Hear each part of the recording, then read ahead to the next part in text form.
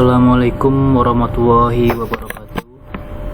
Baik, kembali lagi bersama saya di channel Lapak Tugasku. Di kesempatan kali ini saya ingin sharing mengenai digital marketing. Oke, kita langsung saja.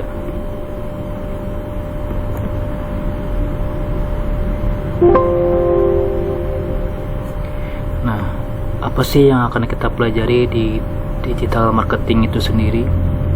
Mari kita simak pemaparannya berikut ini. Di sini kita akan mempelajari apa itu pemasaran, manajemen pemasaran, serta digital marketing itu sendiri.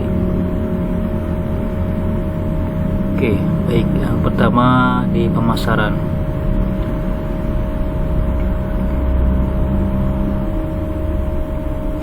Pemasaran itu sendiri tentunya ada barang atau jasa, kemudian kita punya pelanggan. Bisa diartikan kalau pemasaran itu sendiri merupakan seluruh aktivitas organisasi yang mendorong terjadinya pertukaran barang atau jasa yang memuaskan pelanggan lebih baik dari saingan secara menguntungkan. Jadi pemasaran itu tentunya ada barang yang kita tawarkan, serta ada target atau si pelanggan yang akan kita pasarkan barangnya. Kemudian manajemen. Apa sih itu manajemen? Jadi manajemen itu sendiri merupakan usaha untuk mencapai tujuan secara efektif dan efisien melalui kegiatan orang lain. Kemudian manajemen pemasaran. Jadi di sini tentu saja dalam memasarkan tentu saja ada barang yang kita tawarkan ataupun jasa, kemudian harganya, serta kita perlu melakukan promosi, kemudian setelah itu pendistribusian.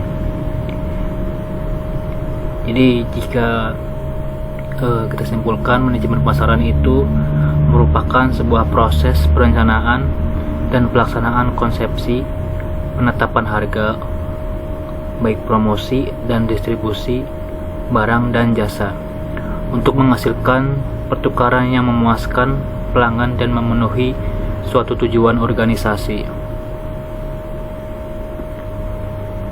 Nah, lalu apa itu digital marketing? Bisa kita lihat di sini. Jadi digital marketing atau pemasaran digital merupakan segala upaya untuk melakukan pemasaran suatu produk dan jasa melalui media digital ataupun internet. Adapun tujuannya digital marketing yaitu bukan hanya sebuah untuk meningkatkan penjualan, tapi juga termasuk promosi produk dan jasa baru, branding, dan membina hubungan dengan si pelanggan kita. Kemudian, mengapa harus mempelajari digital marketing itu? Oke, kita lanjut.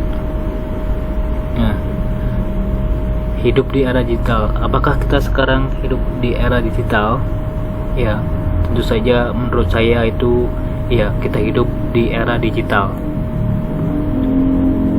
Nah, kita bisa mencari sebuah data untuk pembuktian bahwa kita itu berada di era digital.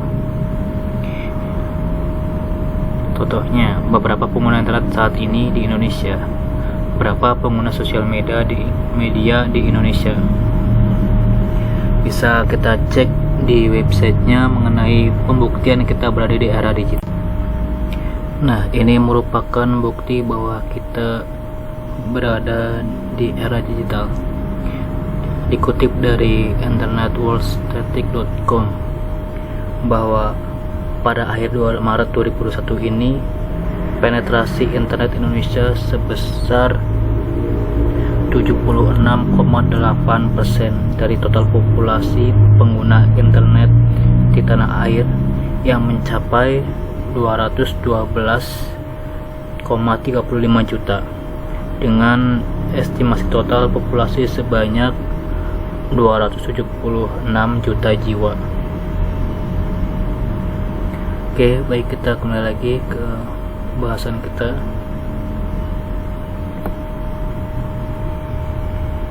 Era digital.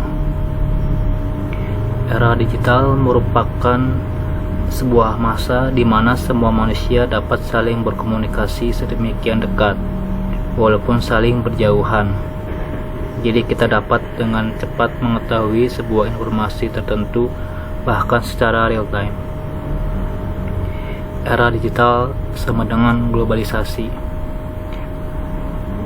Globalisasi itu sendiri merupakan proses integrasi internasional yang terjadi karena pertukaran pandangan dunia, produk, pemikiran, dan aspek-aspek kebudayaan lain yang banyak disebabkan oleh kemajuan infrastruktur, telekomunikasi, transportasi, dan internet. Era digital sendiri, di mana kehidupan manusia dikelilingi oleh teknologi digital. Semua manusia saling terhubung dengan adanya internet. Ini berapa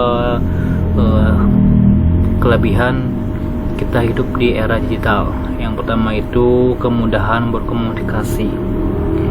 Misalnya kita bisa berkirim email ataupun yang sering kita gunakan setiap hari, sosial media dan lain sebagainya. Kemudian kelebihannya itu mobile dan fleksibel. Jadi di sini itu tidak ada batasan limit ataupun tempat. Jadi kita bisa mengakses dengan sepuasnya. Namun untuk kekurangannya memang kita sangat tergantung pada sebuah koneksi internet, koneksi wifi atau sebuah paket data. Kemudian untuk kelebihan lainnya kemudahan dalam berbelanja. Jadi seperti yang kita ketahui, kita bisa berbelanja melalui marketplace seperti Tokopedia, Lazada, Shopee, dan lainnya. Serta dalam pembayarannya cashless seperti e-money, mobile banking, dan internet banking. Kemudian untuk selanjutnya tentu saja tidak ribet. Seperti kita misalnya kita pengen mengakses aplikasi GPS, atau misalnya kita mau ke sebuah tempat namun tidak mengetahui alamatnya, kita bisa menggunakan Google Map. Kemudian mengapa digital marketing? Nah, tentu saja kita bisa berbisnis di era digital ini dengan melakukan promosi bisnis menjadi lebih cepat, mudah, lebih murah, serta lebih luas dalam menjangkau konsumen kita. Kemudian ini merupakan manfaat dari digital marketing. Pertama, semua jenis bisnis, maksudnya bisa digunakan di dalam semua jenis bisnis. Kemudian yang kedua, pendapatan. Tentu saja dengan kelebihan digital marketing itu sendiri bisa meningkatkan pendapatan dengan efektif. Kemudian konsumen, tentu saja di dalam digital marketing itu sendiri kita mampu menjangkau target konsumen secara spesifik. Kemudian mobile, bisa digunakan apapun perangkat yang digunakan. Serta brand, dapat membantu membangun brand bisnis produk dari kita sendiri. Oke, baik, mungkin cukup sekian mengenai materi dari digital marketing. Oke, sampai bertemu di video lainnya. Assalamualaikum warahmatullahi wabarakatuh.